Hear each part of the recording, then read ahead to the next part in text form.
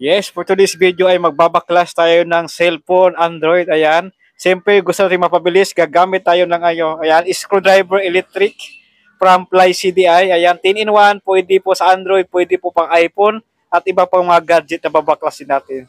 At ngayon, sisimulan natin po mag-disassemble po ng unit. Ayan, natanggal ko na yung back cover. So ngayon, sunod tatanggalin natin yung mga screw ng unit. So siyempre, gusto natin mapabilis yung pagbaklas. Gagamit tayo ng electric screwdriver from Fly CDI.